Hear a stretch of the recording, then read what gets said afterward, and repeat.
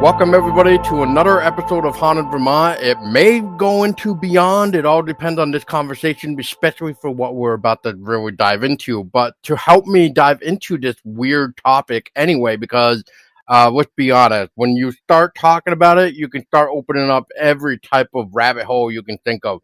But without further ado, please welcome author, investigator, and everything else paranormal. Please welcome Ronald Murphy Jr.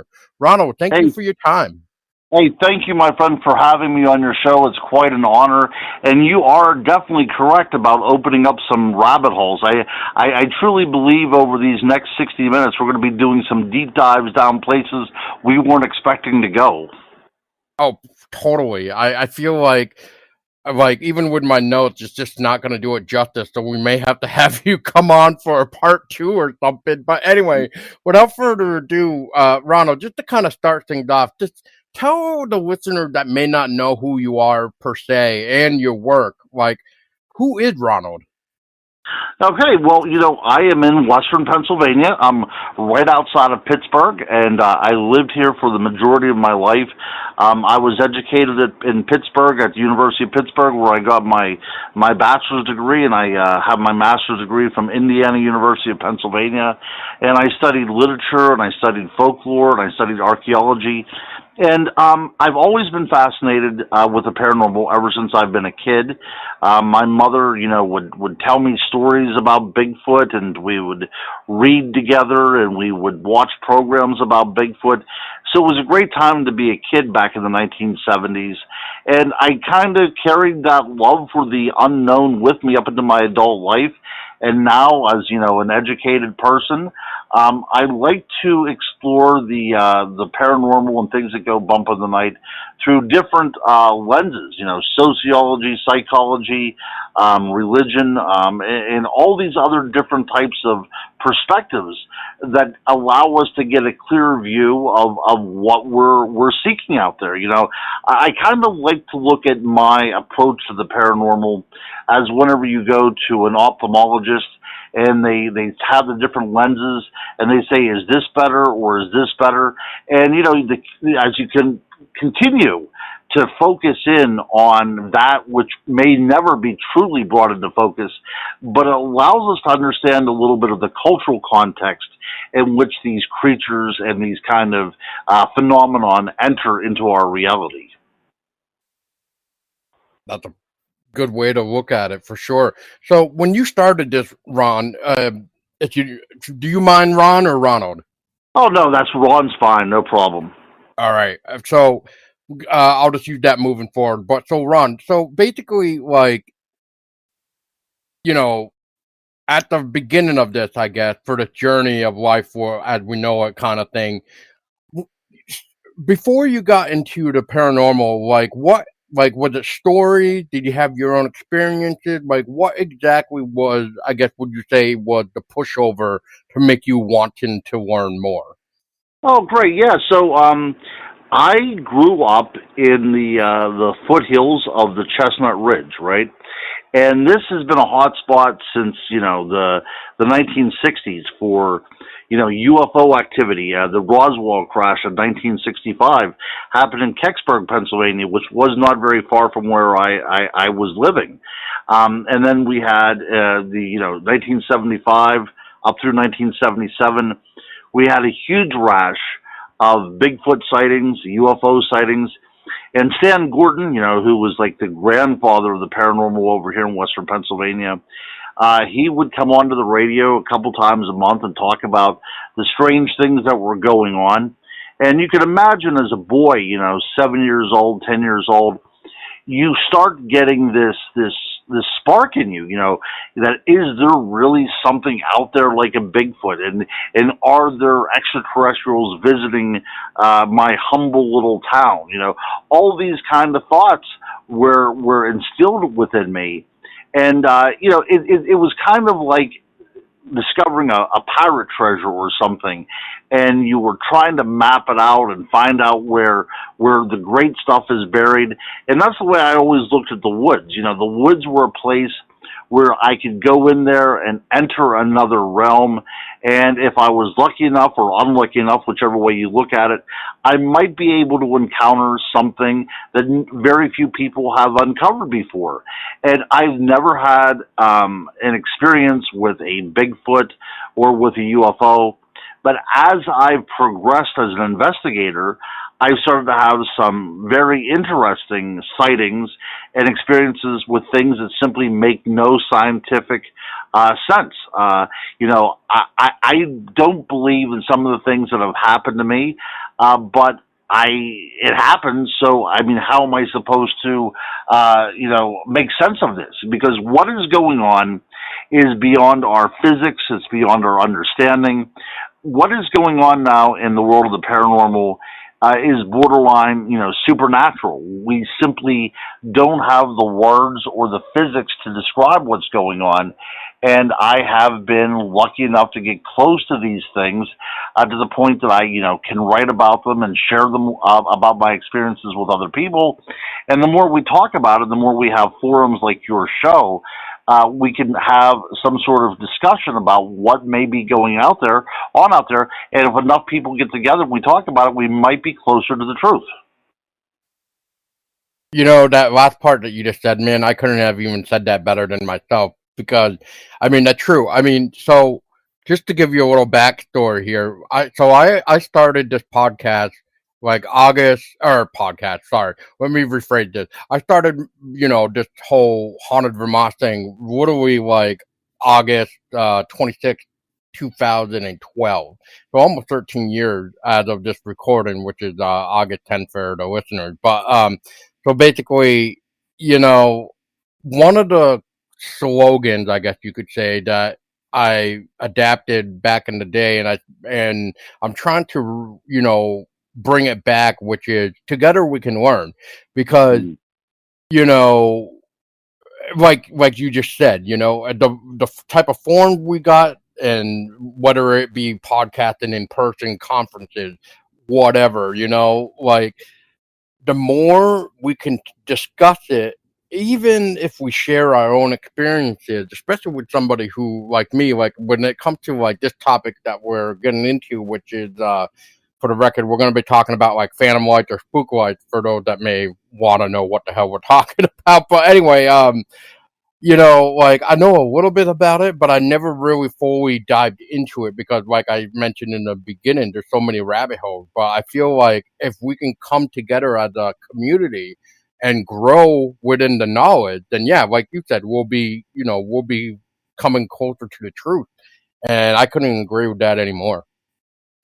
Yeah, right. That's the whole thing. When we talk about things, um, about like Earth lights and phantom lights and things like that, um, very few people are talking about this stuff, right? Because it isn't like you're looking for a Bigfoot or something definitive, right? We're looking for something that is so obscure and so tenuous that there's really no way to discuss it as, we're going to go out and hunt these things or we're going to try to find evidence, because whenever you go out there, you're not necessarily going to find them all the time. It's almost as if they find you.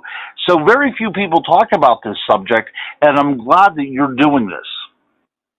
Well, I appreciate it because I personally want to learn more because of all the stuff that you hear about it anyway, and I think that's why I wanted to reach out to you to begin with because, like,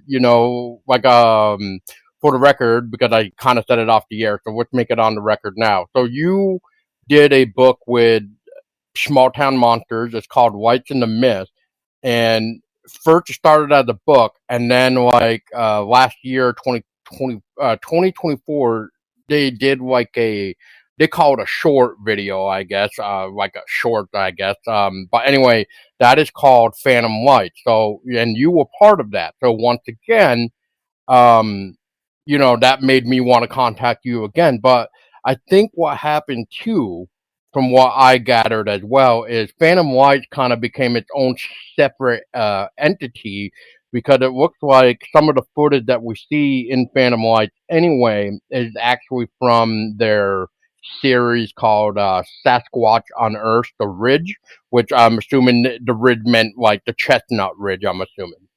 You're correct, sir. That is right. That's right. And that was really the genesis behind this.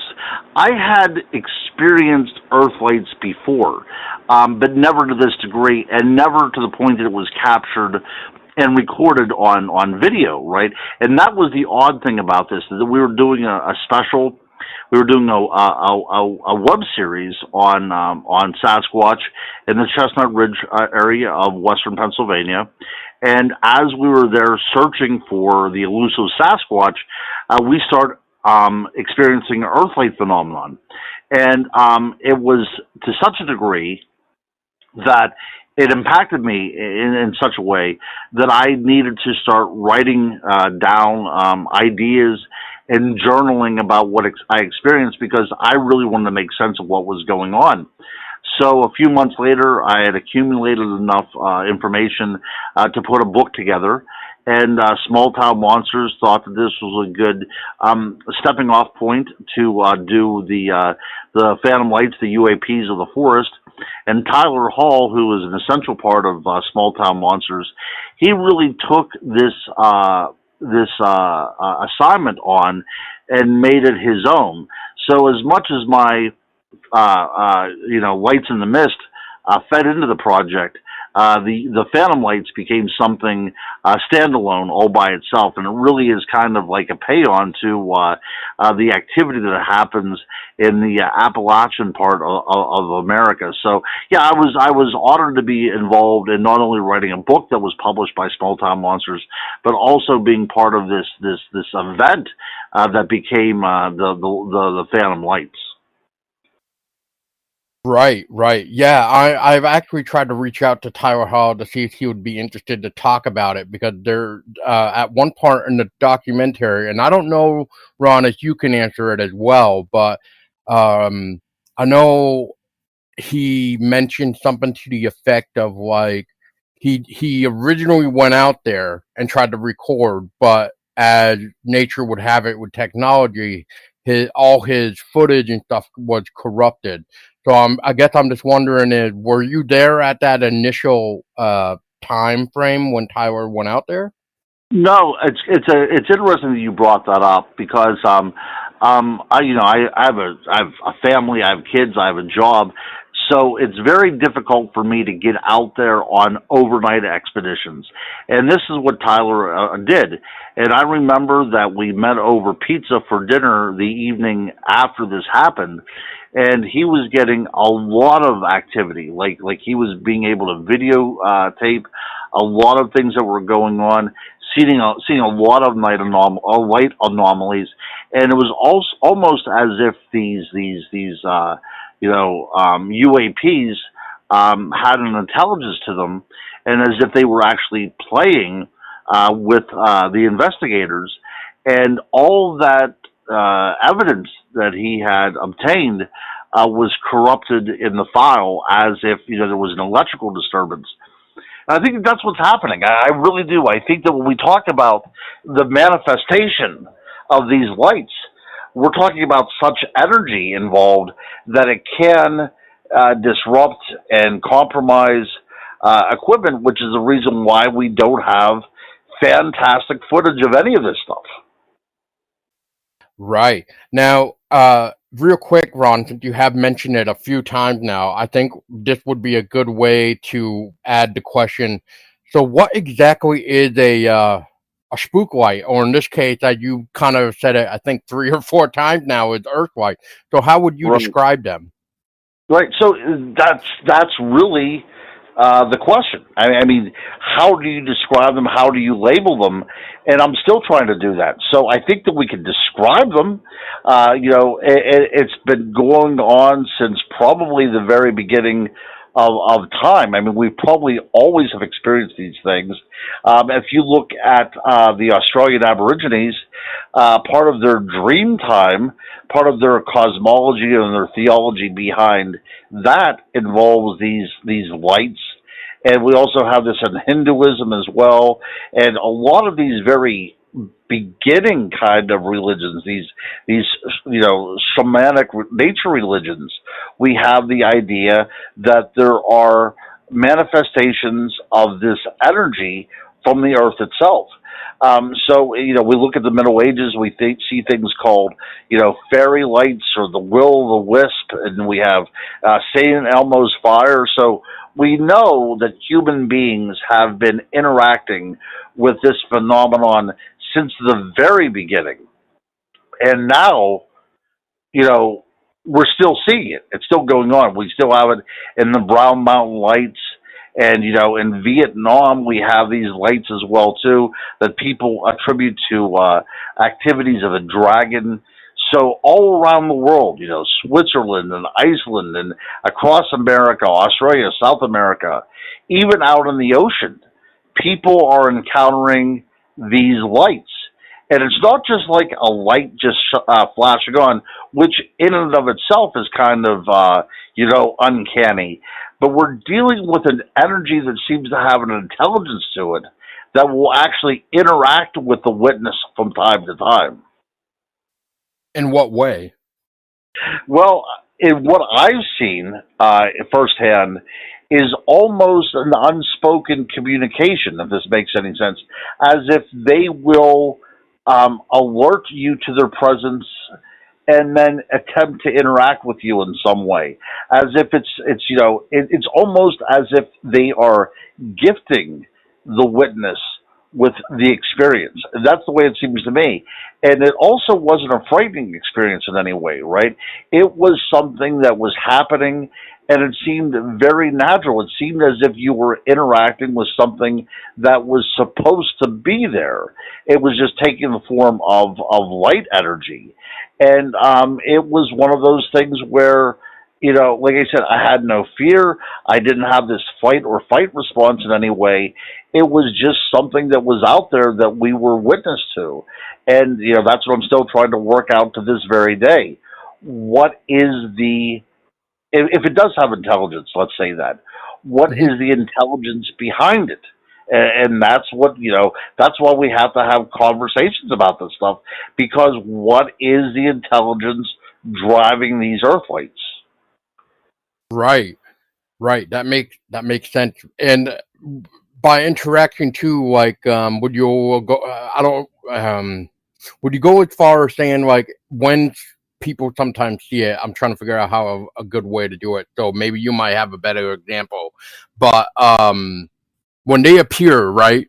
Sometimes you hear like it looks almost as big as a flashlight. It looks kind of small, like almost like maybe like a headlamp, and it almost bobbing like as if somebody was walking either toward them or away from them. Sometimes I think you guys might have mentioned it, but like in the documentary, what I mean is it was almost like it was staying on the side of the wood lines of you or something, or maybe that might have been something else. But then no, you're right. You're right on the right track. That's absolutely the case. It appears as if there is a cadence to them whenever they move. I mean, sometimes.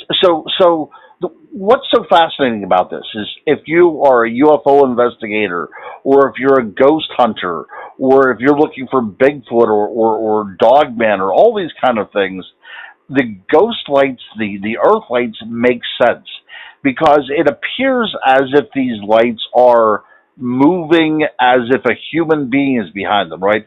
Sometimes you see them as if they appear to be lights that are being carried by somebody, even though there's nobody there. So I think that's what kind of spurs on the idea of these being ghost lights. And so many people in so many haunting circumstances report orbs of light.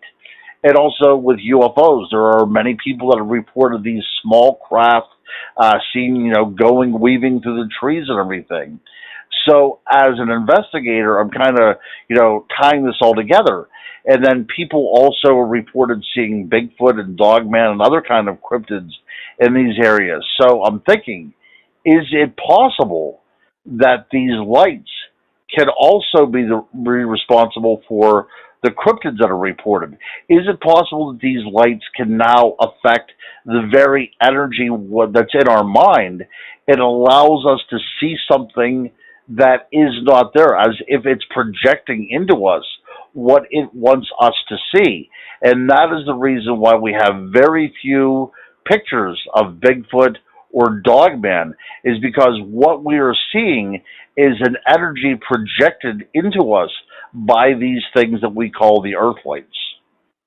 Now, would you say like that's more of like us getting like a hallucination type of effect, or like how like because Well, I think in the documentary, I think I overheard Tyler say something like he felt unbalanced. yes, yes. You feel whatever these things are happening, even though it's very natural, because it is such an experience. You are put kind of off balance by it. It doesn't make any sense. It doesn't make any logical sense. What you see is should not be happening, but it is happening. And as you try to process all this information, you become very unbalanced. It throws off your equilibrium in many ways. Not only philosophically, not only that way, but also in a very real way as well too. It makes you dizzy. It makes you kind of nauseated at times as well. And one of our investigators that was with us as we were as we were filming the Sasquatch Unearthed the Ridge, his name was Tom Mihawk. He actually was approached by one of these lights about the size of a basketball, and it was actually radiating light so that it was projecting light as it moved along the ground to the point that it was, casting shadows and everything like that. And it approached him, and he got about an arm's length away from it. And as he reached out, the thing vanished. But before that happened, he seems to have been affected by that in some sort of physiological way, because right after that event, he had his retina actually kind of, blow out, for lack of a better word. Pressure built up behind it. So it seems as if that experience that he had, the witnessing of this earthlight and this near interaction, caused him some sort of physical trauma from it as well, as if that experience affected his body as well.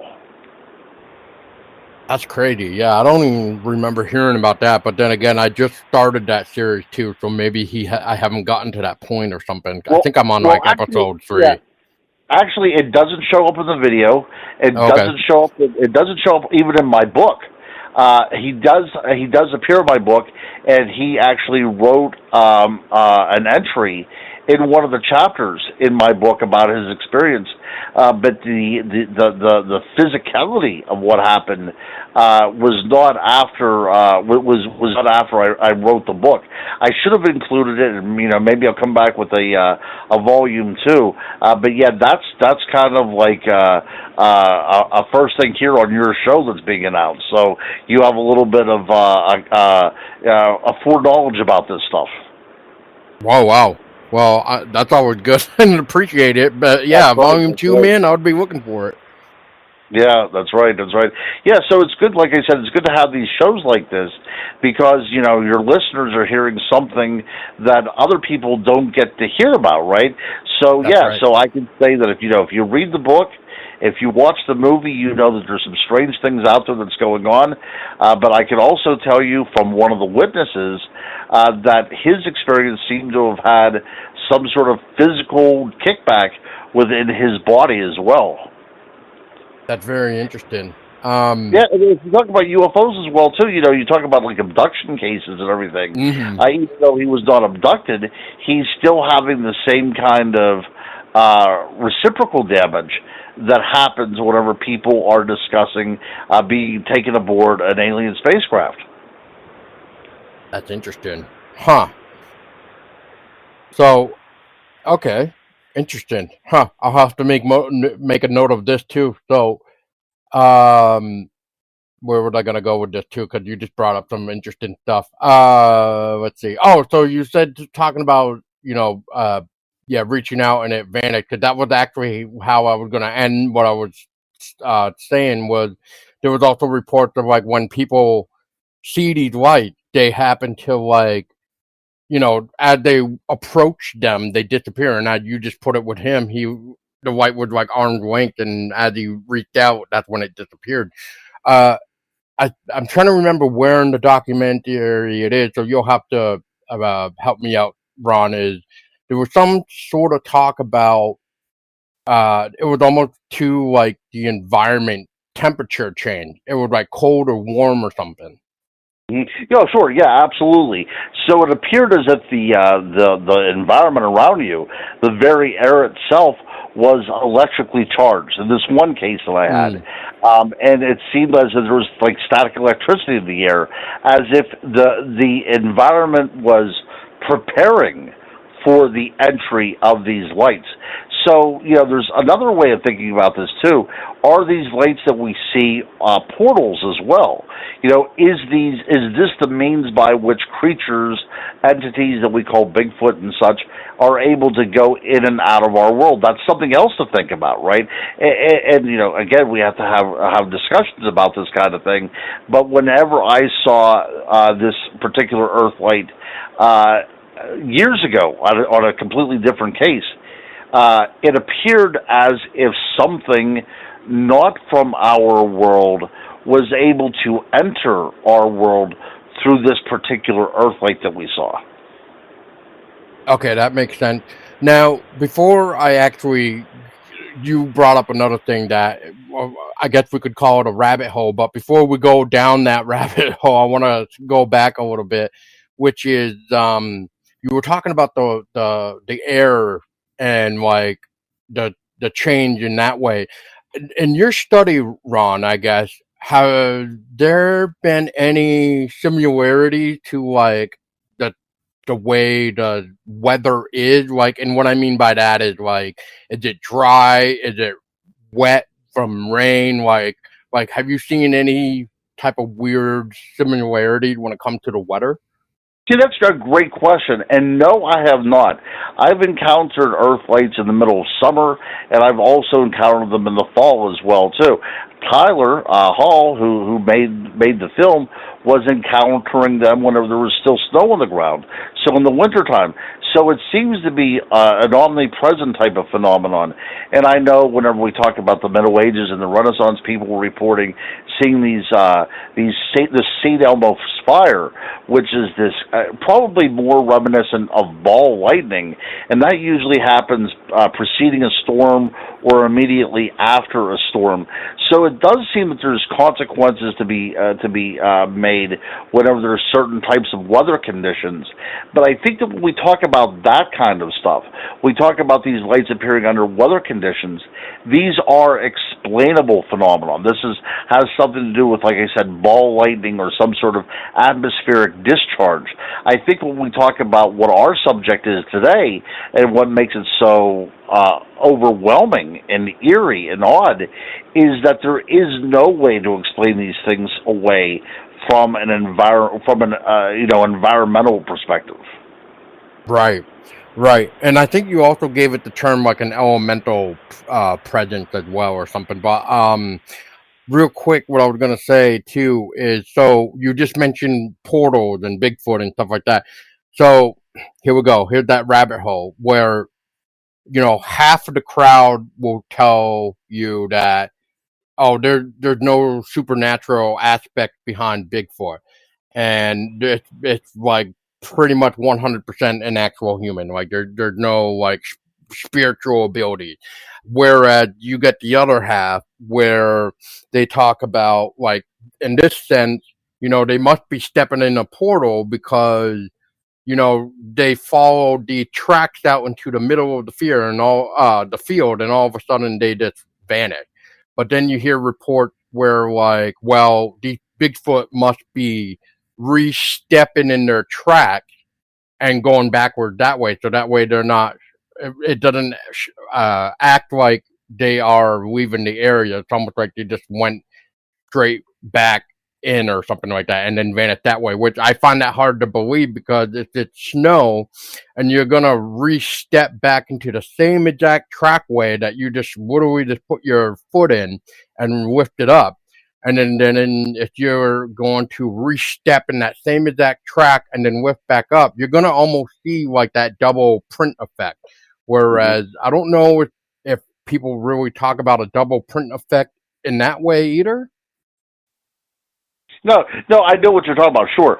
So that's our human minds trying to wrap around something that should not happen, right? Tracks should not just appear and disappear. So, and I'm glad you brought up about the idea of the elementals. I'm at my point right now in my research and in my investigations that I think that the realm of the elemental must be discussed because we have things appearing and disappearing. We have things that are moving without any kind of, without any kind of regard to our known physics. And I think when we talk about these things, sometimes we talk about these Bigfoot sightings and such. They're acting in such a way that it doesn't make sense that they're flesh and blood. So it's coming into my focus that things that we talk about, certain types of alien encounters, ghostly encounters, Bigfoot, Dogman, all this stuff, can relate back to the origin of the elemental. That what we are seeing is related to the realm of the Fae. And a lot of people don't like to talk about this kind of stuff because it seems kind of silly. But I am telling you as a researcher that I do believe that the genesis for the majority of the paranormal activity that we are talking about stems from a realm that can only be defined as the realm of the fairy. Would that also be considered? Well, this is why I'm asking you, I guess, because I don't know. And would the realm of the fairies, is that similar to what you would call the goblin universe? Bingo, you've hit the nail on the head, right? There's no other way to describe it, right? It is something beyond our comprehension, but for what it is, it appears to be a realm of being that coincides with our existence. So it's kind of like, I guess, an onion. Whenever you peel it, if you peel off a thin enough layer, it's translucent. You can actually see through it. And I think every now and then we get close to this dividing line between our world and their world, and we can not only see through it, but there's also the possibilities that there's pores, portals or whatever you want to call them, that allows this other world to bleed into ours.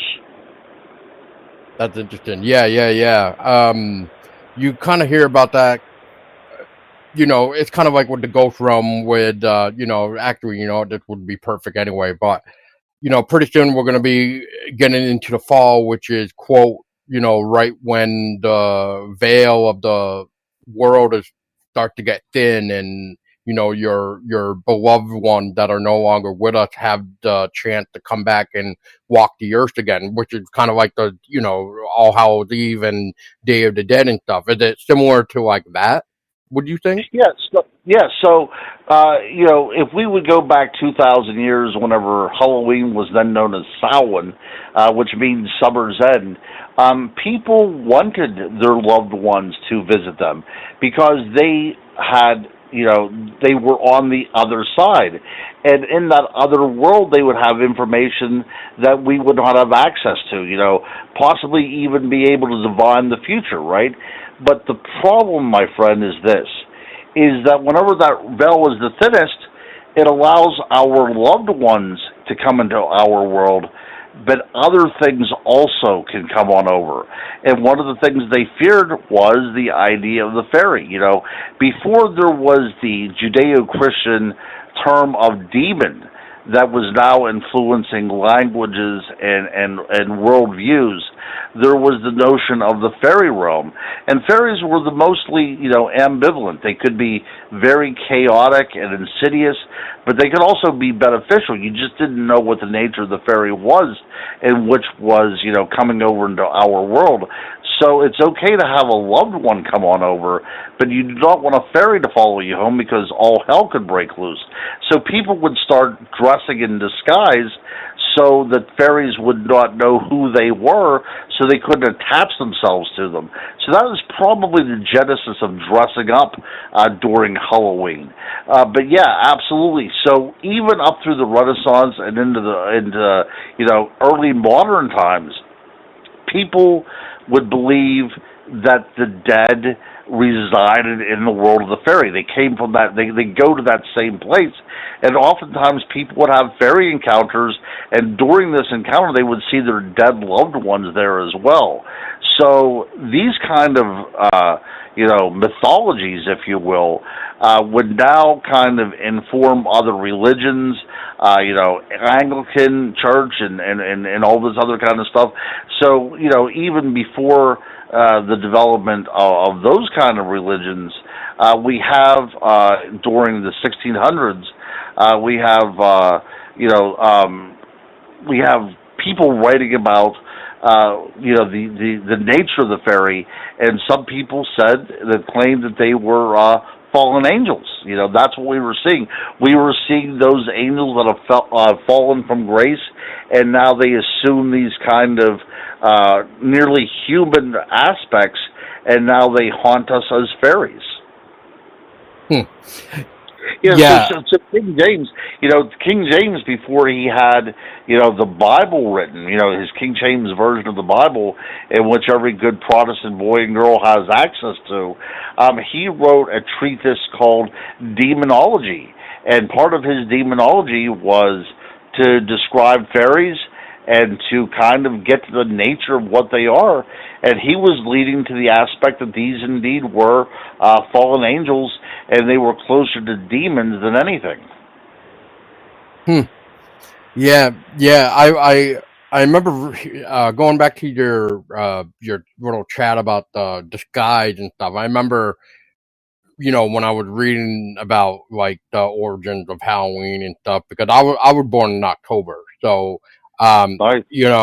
so I'm always like 24/7 representing the Halloween vibe. But anyway, Very nice.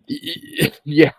So, but when I remember when I read that, when it did come time for the spirit to walk the earth and to distract the other beings, I will say, they would throw on masks to basically, like you said, disguise themselves, which I thought was very fascinating because I'm trying to remember the word in that I may have read, but it was something to the effect of like it helped protect not just you, but it protected like your deceased loved one or something. Maybe that's what you meant by the whole like not getting attached. But yeah, it would like it threw them off, and that way it like you could like walk them.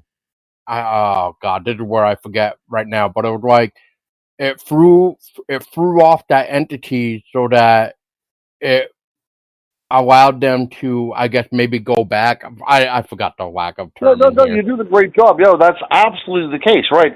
So these entities that come on over with our loved ones, I guess we could say these non-human spirits that come on over with the spirit of our departed ones, right?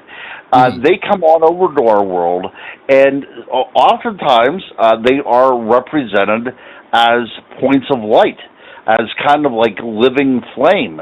And that's why we have jack-o'-lanterns to this day.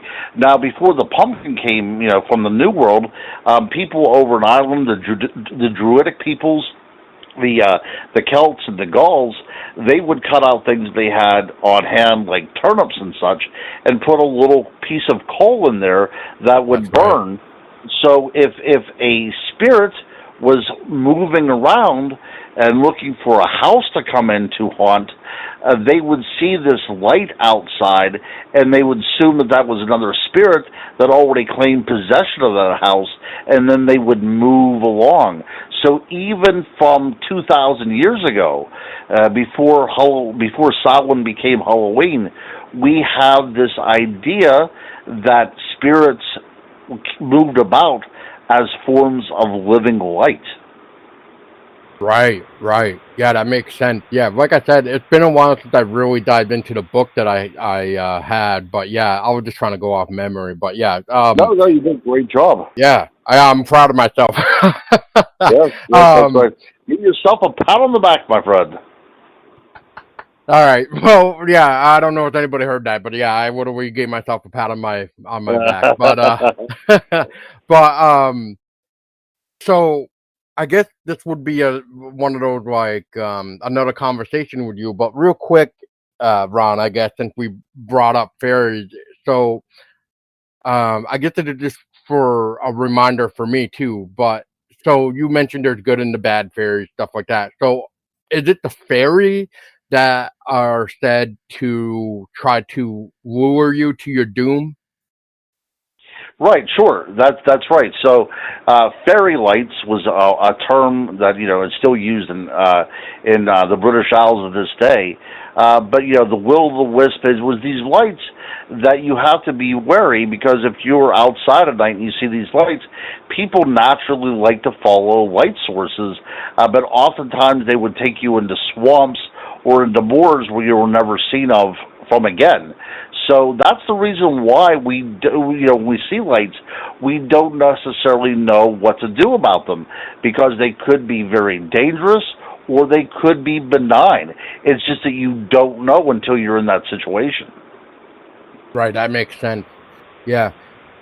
So I guess I want to go back to something that you mentioned before, but I just have it in my notes right now. But and then we'll move on a little bit. But you were talking about how lights can sometimes appear with Bigfoot and Dogman and any type of really cryptid that you kind of hear about with these lights. Anyway, some of the reports that I've hear from people and just from even other podcasts where it's podcast that where eyewitnesses share their encounters and stuff like that. But you hear sometimes where these lights appear right before like a Bigfoot incident, or it after the Bigfoot incident had occurred. Now, and I'm only bringing up Bigfoot because unfortunately, like I know Dogman, but I don't know Dogman, if that makes sense.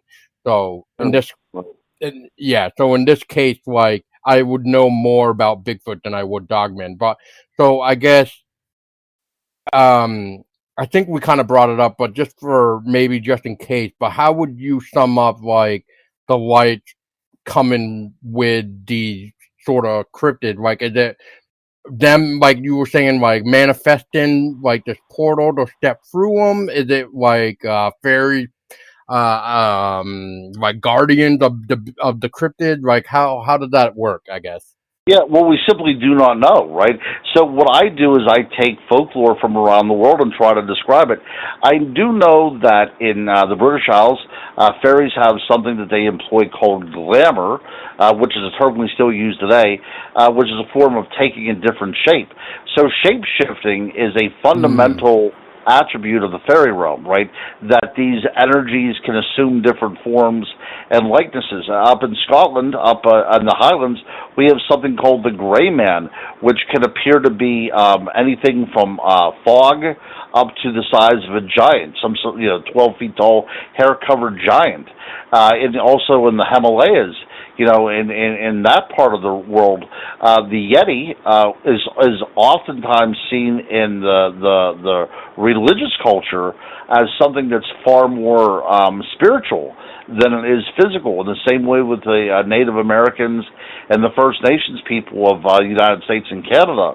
Oftentimes, that which we call the Sasquatch is more of a spiritual type of being that is more, from the other side than it is, some sort of forest-dwelling ape-like creature. So we have to keep that in mind as well too.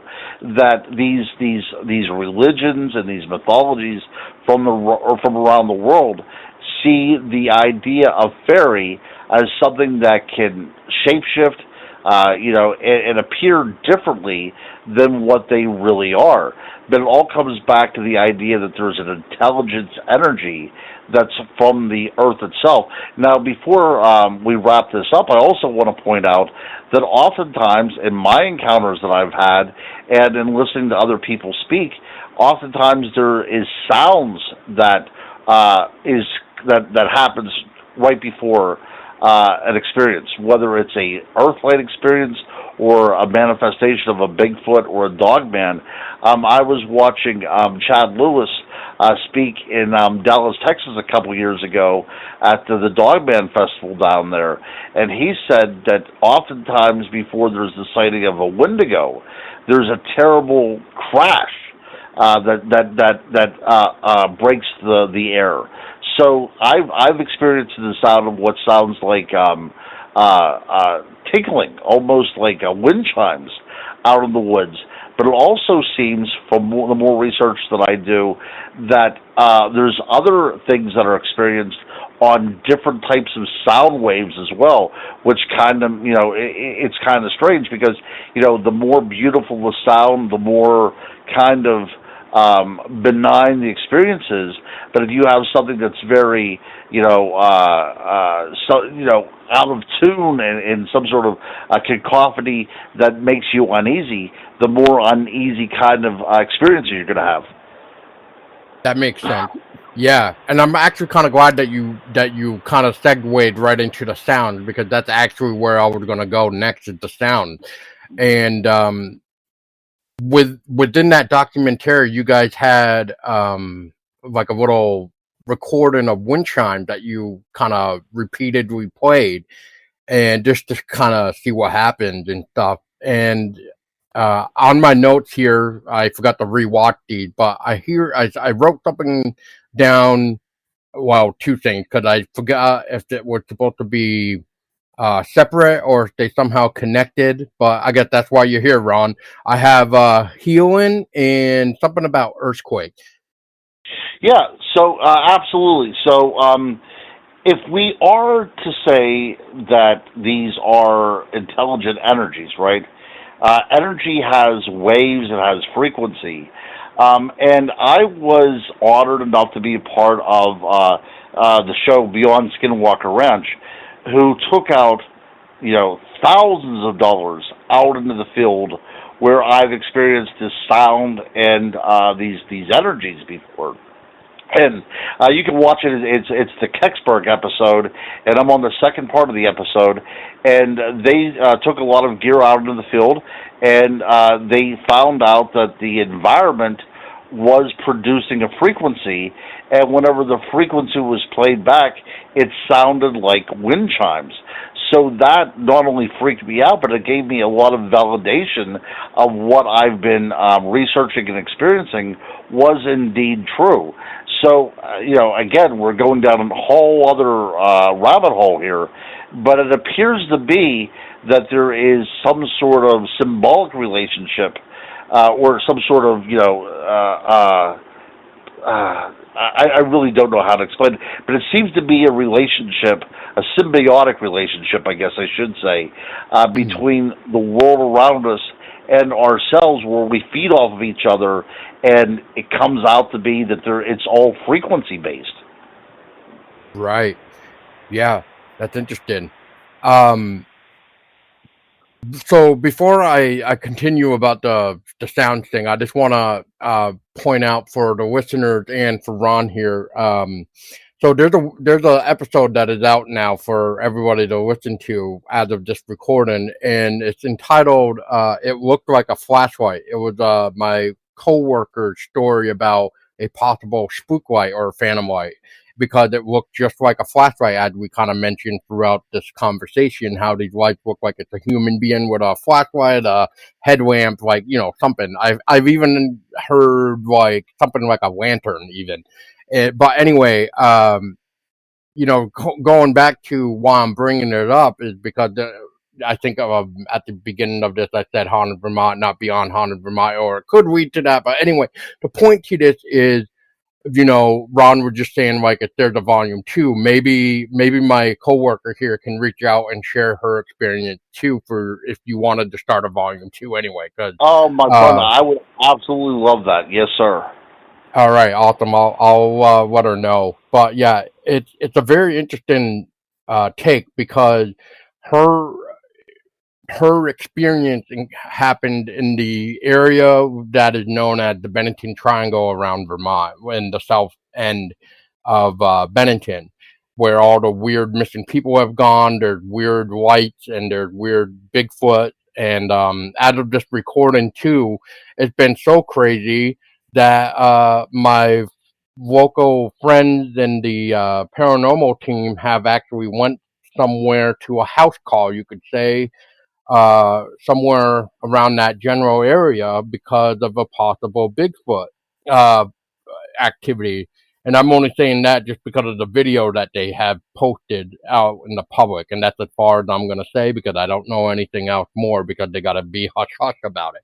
But it's just interesting because there's also an old story that I've heard before she had told me this her encounter of this light, that one of the stories that I used to got brought up with, especially going into this realm of the unknown, was some of these strange lights have appeared to the hikers one time where it spooked them so bad that they ran back down the mountain, and I think it was because they saw these mysterious lights that were coming towards them, and I think that's what freaked them out. Probably because they noticed that it wasn't like a flashlight and a person walking.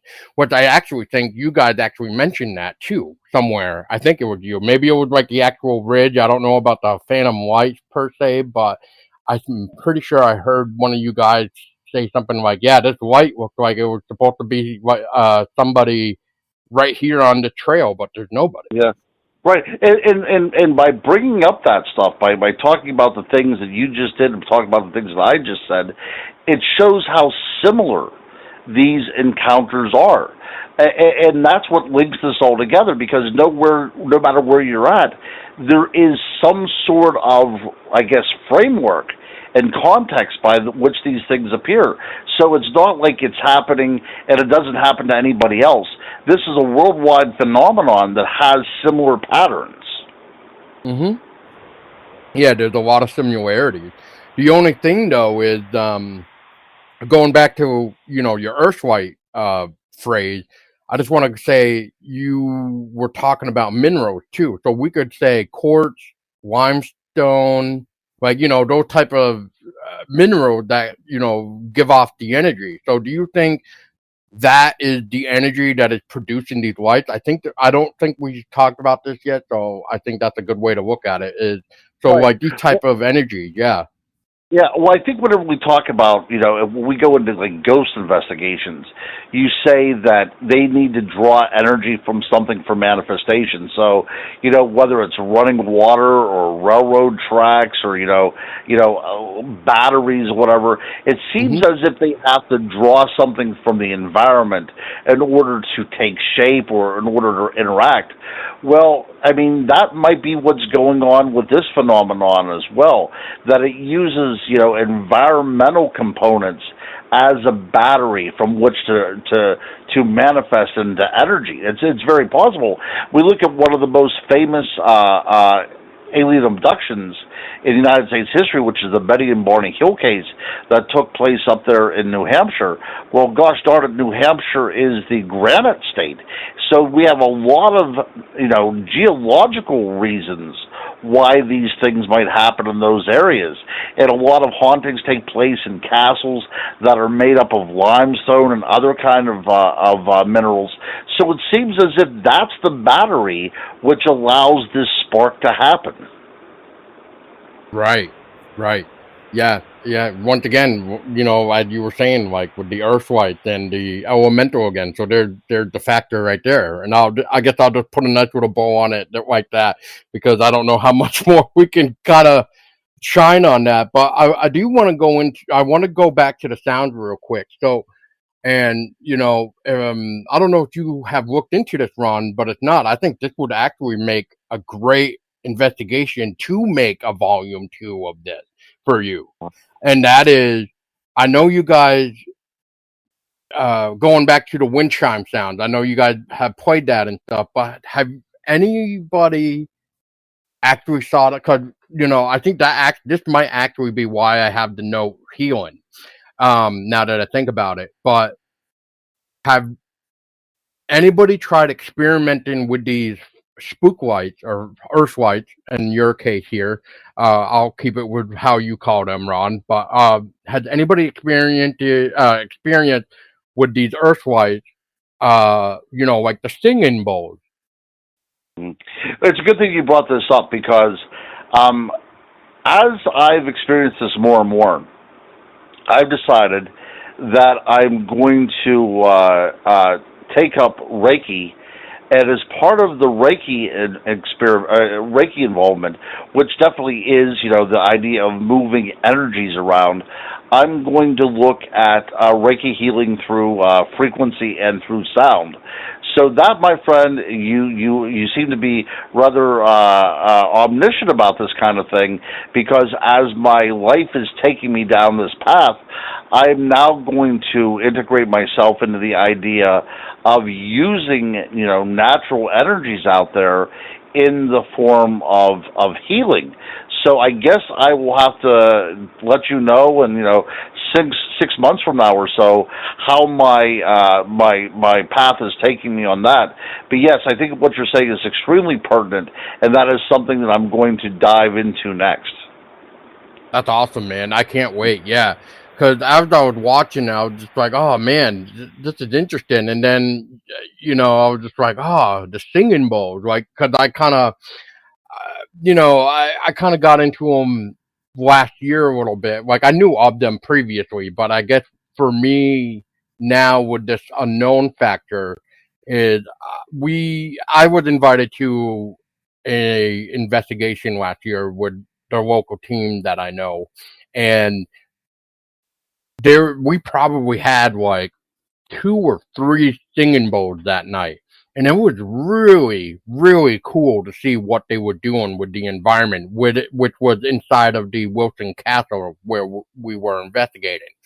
And that's why I wanted to bring it up with even these lights too, because it's a really interesting phenomenon for sure. But it's like, in your case, how is it going to react to something like that with the vibrational sound that Right. carries and everything else? Yeah. Well, vibrational frequency. I think that's absolutely the case. And unfortunately, because my time is limited today, I'd be honored to come back on your show. But we'll definitely do a part 2 to this. Like I said, we have very, very more rabbit holes to explore. But I definitely don't want to cut this off early. But unfortunately, life gets in the way every now and then. So yeah, we'll have to come back and have a different show on that topic, which is, like I said, another rabbit hole to go down. For sure, Ron. Well, it's been an honor to talk to you nonetheless. And I mean, yeah, I think that's a great way to just end it for right now. Is let's see where your research takes you from now. So yeah, that'd be great. Yeah, it was a great honor to be on with you, my friend. You've been very kind to me, and like I said, anytime we'll have to reschedule, and well, I'm sorry, we'll have to make another schedule, and we'll do this all over again. Oh, for sure, man. I love talking to you. But before you go, Ron, if for anybody that is interested in your work, besides like what we were talking about, because you do other stuff too, like Dogman. You did a Dogman book. You did like a haunted cemetery or something. But anyway, where can people just check out your work? Go to Amazon. That's where everything is at right now. You go to Amazon and look up Ronald L. Murphy Jr., or you go to my website, which is www.ron dash. So it's ron dash cryptoguru.com. RON dash CYRPTOGURU.com, and you can get my books there as well. Oh, that's awesome, Ron. So again, there you go, everybody. Yeah, like Ron just said, we have a lot more to discuss here, especially later on. So yeah, I can't wait to dive back in. But for everybody else listening, like I always say, keep your eyes open, man, because you just never know what you're gonna see. You're gonna see a spook light, maybe you might see a new AP, which we haven't even dived into fully yet, and that could be on the next one. But until then, everybody, you know what to do. Report back.